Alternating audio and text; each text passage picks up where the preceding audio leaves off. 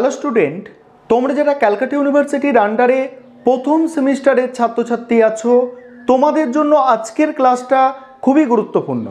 আজকের ক্লাসে তোমাদের ইএনভিএস অর্থাৎ পরিবেশবিদ্যা সাবজেক্টের 5 নম্বরের প্রশ্নর সাজেশান নিয়ে আলোচনা করব। অধ্যায় ভিত্তিক 5 নম্বরের প্রশ্নর সাজেশান নিয়ে আলোচনা করব।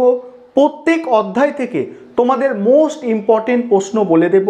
তাছাড়া তোমরা এই পরিবেশবিদ্যা সাবজেক্টটা কিভাবে পড়াশোনা করবে সেই বিষয়টা নিয়েও আলোচনা করব। তার আগে তোমাদের কোয়েশ্চেন যে প্যাটার্ন অর্থাৎ প্রশ্ন কত নম্বরের থাকবে এই সাবজেক্টের, এটা একটু দেখে নাও। দেখো, তোমরা বোর্ডে দেখতে পাচ্ছ টোটাল তোমাদের ফুল মার্কস থাকছে কত? 50 নম্বর। 50 নম্বরের পরীক্ষা, তার মধ্যে থাকছে এমসিকিউ 2 নম্বরের প্রশ্ন, 5 নম্বরের প্রশ্ন। তোমাদের 10টা এমসিকিউ থাকছে, এমসিকিউ 10টা থাকছে, 10টাই অ্যান্সার করতে হবে। এখানে কোনো অল্টারনেট থাকবে না। 2 নম্বরের প্রশ্ন 10টা অ্যান্সার করতে হবে। পরীক্ষায় তোমাদের 12টা দেয়া থাকবে, 12টার মধ্যে 10টা অ্যান্সার করতে হবে। এখানে 10 দুগুণে 20। আর 5 নম্বরের প্রশ্ন, 5 নম্বরের প্রশ্ন তোমাদের 4টে অ্যান্সার করতে হবে, 4 5 20, আর দেওয়া থাকবে কটা? 6টা। এই হচ্ছে তোমাদের কোয়েশ্চেন প্যাটার্ন। এবার কিভাবে পড়াশোনা করবে? তোমাদের যে পরিবেশ অর্থাৎ ইএনভিএস সাবজেক্টটা আছে কমন ভ্যালু অ্যাডেড কোর্সের মধ্যে, এই যে সাবজেক্টটা, এটা তোমরা আগে পড়ে এসেছো, অর্থাৎ আগের ক্লাসে ক্লাস 10 পর্যন্ত তোমরা পড়েছো। অর্থাৎ ক্লাস 10-এ তোমরা পড়েছো জীবন বিজ্ঞানের যে পার্ট, সেটাই তো পরিবেশ। ক্লাস 9-এ কিছু পড়েছো, 8, 7 এগুলোতে তোমাদের পরিবেশ বলে আলাদা একটা সাবজেক্ট ছিল, এগুলো তোমরা কিছুটা পড়ে এসেছো। অর্থাৎ পরিবেশ সাবজেক্টটা কিছুটা পড়ে এসেছো, সেটাই এখন একটু বিস্তারিতভাবে আলাদা সাবজেক্ট হিসাবে তোমাদের আছে।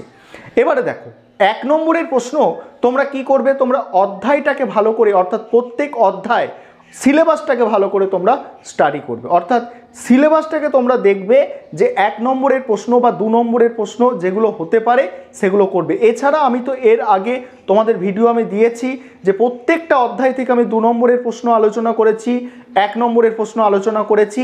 তোমাদের যাদের দেখা হয়নি তোমরা দেখবে। মক টেস্টের প্রশ্নপত্র আমি দিয়েছি, কেমন তোমাদের প্রশ্ন হতে পারে সেটাও তোমাদের আমি দিয়ে দিয়েছি।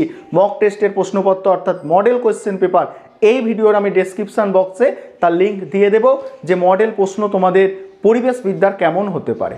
তাহলে তোমরা ছোট প্রশ্নের জন্য কি করছো? ছোট প্রশ্নের জন্য তোমাদের যেটা করতে হবে, সিলেবাসটাকে তোমাদের ভালো করে দেখতে হবে। তোমাদের যে 5টা অধ্যায় আছে, এই 5টা অধ্যায়ের সিলেবাসটাকে তোমাদের ভালো করে দেখতে হবে এবং প্রত্যেকটার সংজ্ঞা, উদাহরণ এইগুলো জানতে হবে। এগুলো ছোট প্রশ্ন আকারে তোমাদের আসবে। এছাড়া তোমাদের সিলেবাস থেকে যত বড় প্রশ্ন হতে পারে সেগুলো আমি তোমাদের আলোচনা করব। এছাড়া সেই সিলেবাসের মধ্যে অর্থাৎ এক একটা অধ্যায় থেকে যেগুলো মোস্ট ইম্পর্টেন্ট প্রশ্ন সেগুলো আলোচনা করে দেবো। অর্থাৎ আর বেশি সময় নেই, এখন একটু পড়াশোনা শুরু করো। প্রথম সেমিস্টারে 7টা সাবজেক্টের পরীক্ষা, অর্থাৎ এতগুলো সাবজেক্ট, একটু তোমরা সচেতনভাবে পড়াশোনা শুরু করো। চলো তোমরা সাজেশনটা দেখে নাও। আরেকটা বিষয় তোমাদের বলবো, তোমাদের জন্য স্টাডি মেটেরিয়াল তৈরি করা হয়েছে। তোমরা যারা ইচ্ছুক আছো পারচেস করতে স্টাডি মেটেরিয়ালটা, তোমরা স্ক্রিনে একটা নম্বর দেখতে পাচ্ছ, এই নম্বরে যোগাযোগ করে স্টাডি মেটেরিয়ালটা পারচেস করতে পারো যাদের প্রয়োজন আছে। অন্যথায় তোমাদের যেভাবে পড়াশোনা করতে বললাম এইভাবে পড়াশোনা করো, এই সাজেশনটা তোমরা ফলো করো, অবশ্যই তোমাদের পরীক্ষা ভালো হবে। চলো তোমরা প্রশ্নগুলো দেখে নাও। এবারে তোমরা অধ্যায় ভিত্তিক সাজেশনটা দেখে নাও এবং যেগুলো তোমরা দেখবে যে সবুজ টিক মারা আছে, এগুলো তোমাদের জন্য মোস্ট ইম্পর্টেন্ট প্রশ্ন। কি বললাম? অধ্যায় ভিত্তিক সাজেশান আলোচনা করছি এবং যেগুলো তোমাদের দেখবে সবুজ টিক মারা আছে, এগুলো কিন্তু মোস্ট ইম্পর্টেন্ট প্রশ্ন প্রতিটা অধ্যায় থেকে। 1 নম্বর অধ্যায় থেকে যেসব প্রশ্ন পরীক্ষায় আসতে পারে, প্রথম প্রশ্ন পরিবেশের গুরুত্ব সম্পর্কে আলোচনা করো। দ্বিতীয় প্রশ্ন পরিবেশের ব্যাপ্তি বা পরিধি সম্পর্কে আলোচনা করো। 3 নম্বর প্রশ্ন পরিবেশবিদ্যার বহুমুখিতা সম্পর্কে আলোচনা করো। 4 নম্বর প্রশ্ন স্থিতিশীল উন্নয়ন কাকে বলে, এর প্রকৃতি বা বৈশিষ্ট্য উল্লেখ করো। 5 নম্বর প্রশ্ন আছে স্থিতিশীল উন্নয়নের লক্ষ্যগুলি আলোচনা করো। 6 নম্বর প্রশ্ন লো কার্বন লাইফস্টাইল সম্পর্কে আলোচনা করো। 7 নম্বর প্রশ্ন মিশন লাইফ সম্পর্কে আলোচনা করো। এবারে অধ্যায় 2 থেকে যে প্রশ্নগুলো আসতে পারে দেখে নাও এবং আবারও বলছি যেগুলো সবুজ টিক মারা এই প্রশ্নগুলো সবথেকে গুরুত্বপূর্ণ। পরের প্রশ্ন, বাস্তুতন্ত্র কি? বাস্তুতন্ত্রের উপাদানগুলির মধ্যে পারস্পরিক ক্রিয়া প্রতিক্রিয়া সম্পর্কে আলোচনা করো। পরের প্রশ্ন, ইকোলজি ও ইকোসিস্টেম বলতে কি বোঝো? তারপরের প্রশ্ন, ইকোসিস্টেমের গঠন ও কার্যাবলী আলোচনা করো। নেক্সট প্রশ্ন, খাদ্য শৃঙ্খল কাকে বলে? বিভিন্ন প্রকার খাদ্য শৃঙ্খল সম্পর্কে আলোচনা করো। তারপরে এর সঙ্গেই আছে খাদ্য জাল সম্পর্কে আলোচনা করো। নেক্সট প্রশ্ন দেখো, অর্থাৎ পরের প্রশ্ন, খাদ্য পিরামিড কাকে বলে? এর প্রকারভেদ আলোচনা করো। তারপরে আছে বাস্তুতন্ত্রে শক্তির বহমানতা বলতে কি বোঝো? নেক্সট প্রশ্ন, জনসংখ্যার বাস্তুবিদ্যা বলতে কি বোঝো? পরের প্রশ্ন, সম্প্রদায়ের বাস্তুবিদ্যা বলতে কি বোঝো? এবারে 3 নম্বর অধ্যায়। 3 নম্বর অধ্যায় থেকে প্রশ্নগুলো দেখে নাও। 1 নম্বর প্রশ্ন, অপুনর্ভব ও পুনর্ভব সম্পদ কাকে বলে? পরের প্রশ্ন, সম্পদ কাকে বলে? সম্পদের বৈশিষ্ট্য আলোচনা করো। 3 নম্বর প্রশ্ন, প্রাকৃতিক সম্পদ সম্পর্কে আলোচনা করো। 4 নম্বর প্রশ্ন, জল বিবাদ সম্পর্কে টিকা লেখো। 5 নম্বর প্রশ্ন, বন্যা কি? বন্যার কারণ লেখো। পরের প্রশ্ন আছে, খরা কাকে বলে? খরার কারণগুলি লেখো।